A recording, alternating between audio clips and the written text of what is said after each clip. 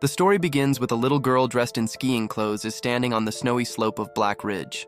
Suddenly, a freerider slips and crashes into her. We see that the girl becomes unconscious while the man who hit her is completely fine. But surprisingly, instead of helping the girl, he and his friend leave her there and go away. After they leave, the girl's mother keeps calling her again and again, but there is no answer. Then the story moves forward by 3 years, where we see a couple driving on the road enjoying the view of beautiful snow-covered mountains. These are Mia and Max, an American couple who have come to Georgia on a road trip, and they are very excited to go snowboarding at Black Ridge.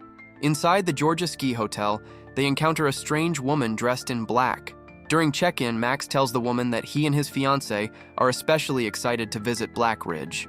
Hearing this, the receptionist warns them not to go to Black Ridge because many people have gone missing there over the past few years. But since it is Max and Mia's dream to go there together, Max ignores the warning and they plan to go there by helicopter.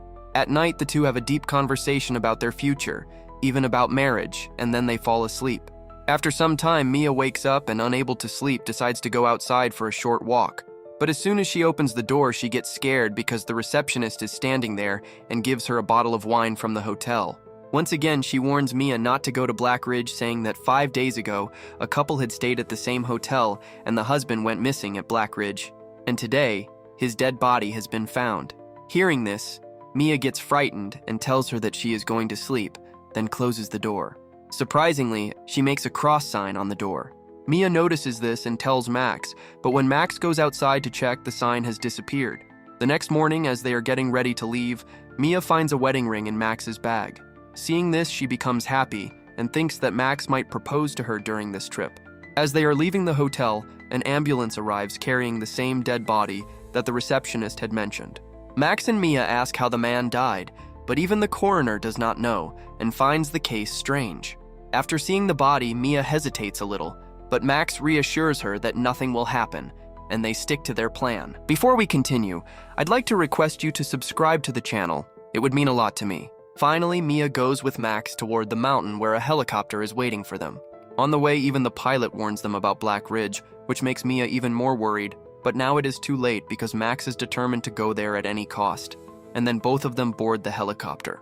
On the way, Mia points toward a huge cross built on a mountain. According to the pilot, this large cross was placed by a family whose young daughter died at that very spot on Black Ridge. It is said that since her death, her spirit still wanders on that mountain. After this, both of them are dropped off at Black Ridge, and they begin snowboarding down a very steep slope.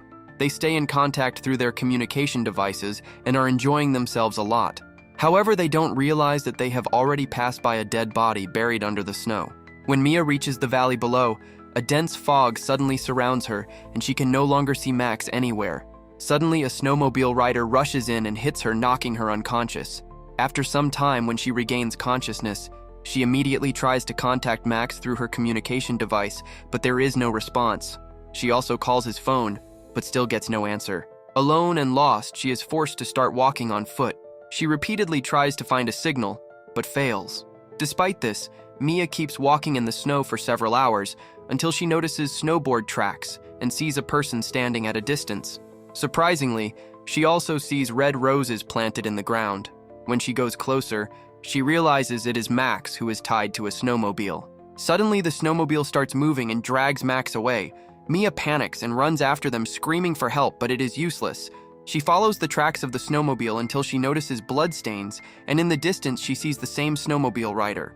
Mia asks him where Max is, but instead of answering, the man pulls out a ticking bomb. Thinking quickly, Mia puts on her snowboard, and at that very moment the bomb explodes, triggering a massive avalanche. Unfortunately, the avalanche also engulfs her, and she gets buried alive under the snow. As if that wasn't enough, the mysterious snowmobile rider drives a long rod into the snow. It strikes Mia in the shoulder, causing her to scream, and due to lack of oxygen, she eventually loses consciousness. With her last bit of strength, Mia manages to push her hand out of the snow, and at that moment someone grabs it, pulls her out, and drags her away across the snow. After this, the scene shifts to a lodge where a man approaches Mia with a knife while she is asleep. He treats her wound and says in Hungarian that she should not have come here. On the other hand, back at the hotel, the receptionist appears very worried. We hear her having a disturbing conversation on the phone where she says that this is not the tourists' fault and that all of this must stop now. She also says that this will be the last time she helps anyone. At the secret hideout, the old man shows Mia a picture of his granddaughter, who turns out to be the same girl who died at the beginning of the film. In his broken English, he tells Mia that his granddaughter died 3 years ago, and then plays a recording in which the girl is singing "Let It Snow." Hearing this, Mia feels sympathy for him, and the two decide that they will stop the snowmobile rider. The next morning when Mia wakes up, she cannot find the old man, so she looks around his house, but he is nowhere to be found. She goes outside to search further and finds a snowmobile along with Max's glove. Seeing this, she becomes terrified because she realizes that the old man was actually the snowmobile rider. She takes her bag and the keys from the house and tries to escape using the snowmobile, but none of the keys work. At that moment, another snowmobile rider appears, shows her the key she was trying to use to start the snowmobile, and then leaves. In another part of the story, a search team arrives at Black Ridge to begin a rescue operation. Coming back to Mia, she is now forced to spend the rest of the day walking on foot as she has no other option left. She keeps walking for hours, but eventually collapses from exhaustion. The next day marks her 3rd day on Black Ridge. By now, all her strength is gone, and she lies helpless on the ground. Faintly, she hears people talking nearby. It is a search team that has come to find her and Max, but unfortunately, they fail to see her and move on. Mia gathers her courage once again and starts walking until she comes across a temporary tent with "Stop" written on it. There she sees baby dolls mounted on sharp sticks and also finds Max's other glove. When she goes inside, she notices countless black crosses drawn on the walls. She also finds a shrine-like place for the little girl, along with several knives lying around. Going further inside, she sees the old man tied up with blood on his mouth.